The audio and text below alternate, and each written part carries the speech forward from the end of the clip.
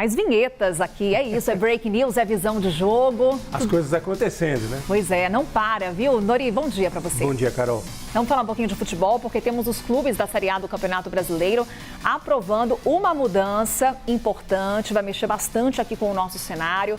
Agora as equipes podem relacionar 9 jogadores estrangeiros por partida no Brasileirão. E havia, Nori, uma pressão da Federação Nacional dos Atletas de Futebol para que essa mudança não acontecesse, que ela fosse rejeitada. Qual é o entendimento deles? Que o espaço do jogador brasileiro pudesse ficar restrito.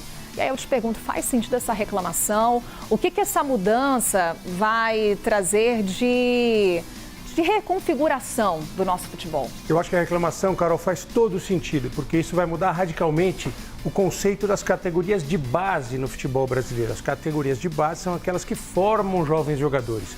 Na minha visão, essa alteração na lei, permitindo que 9 jogadores sejam inscritos, sendo que eles não sejam nascidos no país, isso transforma a categoria de base, literalmente, num produto de exportação. O Brasil vai formar jogadores para que eles sejam vendidos ainda muito jovens e os clubes, com esse dinheiro arrecadado com a venda, vão buscar o quê? Jogadores estrangeiros, muitas vezes, como o caso do Cano, por exemplo, que é uma surpresa positiva. Mas o jogador que chega no Brasil com mais de 30 anos, Rames Rodrigues, colombiano também com mais de 30 anos, o Brasil exporta essa mão de obra de jogador de futebol talentosa por um preço muitas vezes muito barato e acaba investindo um dinheiro em jogadores como Arrascaeta e De La Cruz, 2 uruguaios que o Flamengo contratou, Verratti do Vasco. Eu não sei se é a medida certa. Aliás, tenho quase certeza que essa medida é errada, porque as categorias de base vão ser prejudicadas. O jogador jovem no Brasil, ele sabe que ele terá cada vez menos espaço nos times principais. Agora, deixa eu entender o cálculo aqui que a gente traz dos clubes. Sim. Quando você exporta esses jogadores jovens e contrata talentos estrangeiros, ganha-se mais? Há um lucro maior? O que acontece, Carol, no futebol? Um jogador hoje, para o mercado europeu, com 25, 26 anos, ele é considerado velho.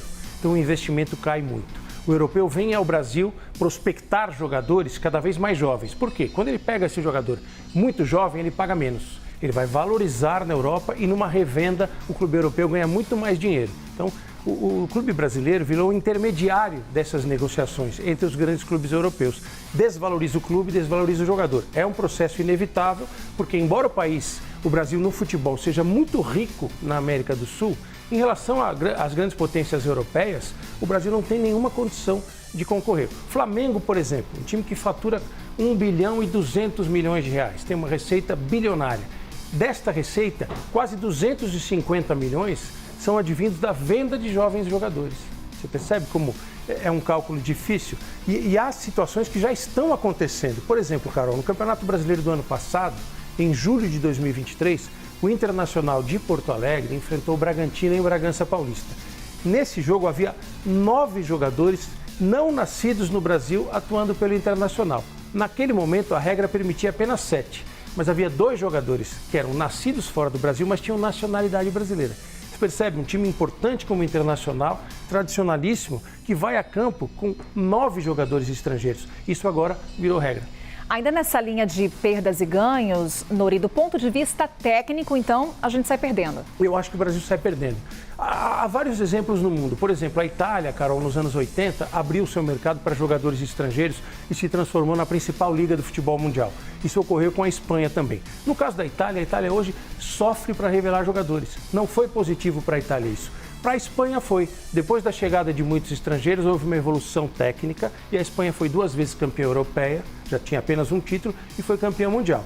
Com a Inglaterra, isso se potencializou. A Inglaterra hoje tem a melhor liga nacional de futebol mundial. Isso provocou o quê? Que muitos jovens jogadores ingleses surgissem com enorme talento. Resta saber o que vai acontecer no Brasil. O Brasil sempre foi revelador de jogadores, só que hoje ele revela para que eles brilhem lá fora. O exemplo principal, o Endrick do Palmeiras. Pois é, e aí, Nori, pelo que você traz aqui pra gente de cenário internacional, a gente está seguindo uma tendência, então, do futebol. É uma tendência da globalização econômica. O futebol hoje é um produto da indústria do entretenimento. Ele concorre com a música, concorre com o cinema e as regras do mercado, elas acabam sendo as mesmas. Onde está hoje o dinheiro? Onde estão os melhores jogadores? Na Europa.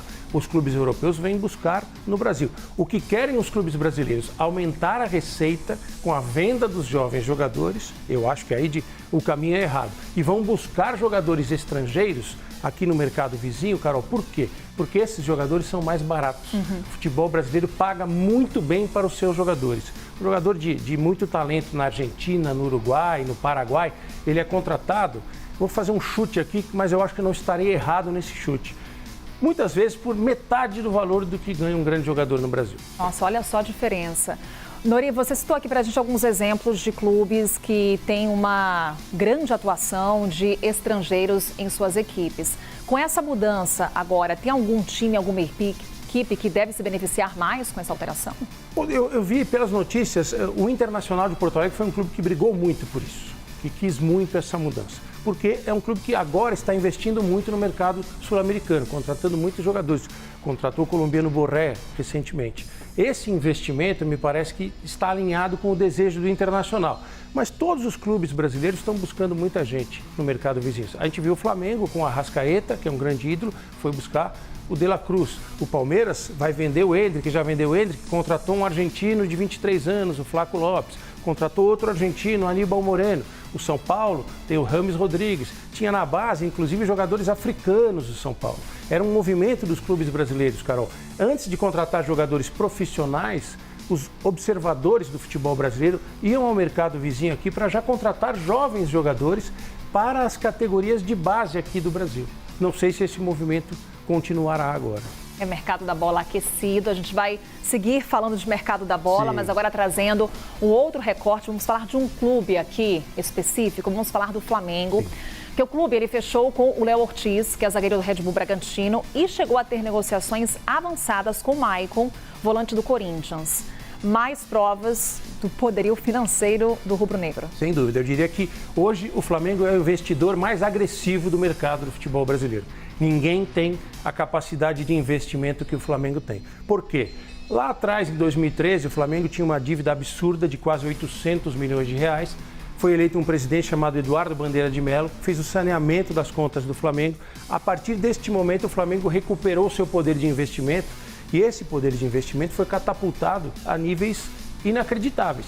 Porque é uma relação como a nossa, Carol. Se a gente está com dívida no banco, a gente tem um poder menor de negociação. Sim. O Flamengo, quando ia receber cota de direito de transmissão de televisão, aceitava qualquer valor, porque ele não tinha dinheiro. Hoje o Flamengo pode negociar muito melhor os seus direitos de transmissão, o valor da sua camisa e tem essa arrecadação absurda, que possibilita ao clube investir e comprar jogadores importantes. Léo Ortiz, que é um jogador de seleção brasileira, tem esse padrão, e muitas outras contratações, como eu falei, do Arrascaeta, do De La Cruz.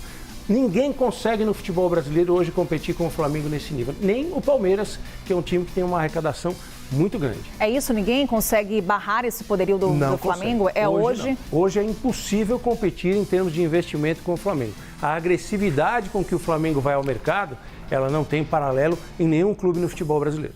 Vamos mudar aqui de assunto, Nori. Fala um pouquinho de Libertadores, porque temos o Botafogo e o Red Bull Bragantino, Botafogo certo? e Red Bull Bragantino. Vamos lá, eu perguntei para o Jairo, repito a pergunta para você. Tem um favorito aí para esse confronto? Eu acho que o Botafogo chega mais forte. O Botafogo, embora tenha sido eliminado na primeira fase do Campeonato Carioca, vai jogar apenas a Taça Rio, que é um torneio de consolação, ele vem melhorando, ganhou do Fluminense por 4-2 no Clássico, classificou com mais facilidade na segunda fase da Libertadores e vai pegar um Bragantino desfalcado de quem? Do Léo Ortiz, que o Flamengo acabou de contratar. E o Bragantino, embora esteja classificado no Campeonato Paulista, não vem jogando bem. Acho que o momento é mais favorável ao Botafogo, que começa o confronto jogando em casa para depois decidir em Bragança Paulista. É Maurício Noriega aqui com a gente, também de olho nessa disputa. E, Nori, vou aproveitar que você está com a gente. Tem informação agora chegando com o Telcuri sobre o caso Robinho. O ex-jogador de futebol, ele deve ser alvo de uma ordem de prisão autorizada pelo Superior Tribunal de Justiça, num julgamento que vai ser realizado no fim deste mês. Está marcado o julgamento para o dia 20 de março. Theo, e a expectativa para a homologação dessa sentença? Essa deve ser a tendência dentro do STJ, né? Conta para a gente essa sua apuração em detalhes. Oi, Carol, Noriega, bom dia para você, ótimo dia para quem acompanha a gente. A tendência, de acordo com os ministros com os quais eu conversei agora pela manhã, é de que o Superior Tribunal de Justiça, a Corte Especial, que é composta pelos 15 ministros mais antigos do tribunal, que a Corte Especial valide, homologue a sentença italiana que condenou o Robinho, ex-jogador de futebol, a 9 anos de prisão pelo crime de estupro coletivo que aconteceu em 2017 de uma mulher albanesa. Então, qual que é o trâmite? O STJ vai analisar no dia 20 de março, neste mês, no final deste mês, a sentença italiana que declarou a condenação, que decretou essa condenação e com base nisso, com base na análise dessa sentença, o STJ deve validar, ou seja, deve validar essa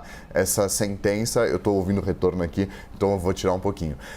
O STJ, então, vai validar, a tendência é de que valide essa sentença da Justiça italiana e que ordene, a partir disso, a prisão do ex-jogador de futebol que já entregou o passaporte, não pode deixar o Brasil e que deve ter como consequência, a partir dessa tendência de validação, a ordem de prisão aqui no Brasil. Obrigada, Theo. Apuração para a gente sobre esse julgamento. Reforço aqui a data, 20 de março. O STJ vai se reunir, julga o caso e aí o Theo já apontando para essa tendência de homologação da sentença de Robinho.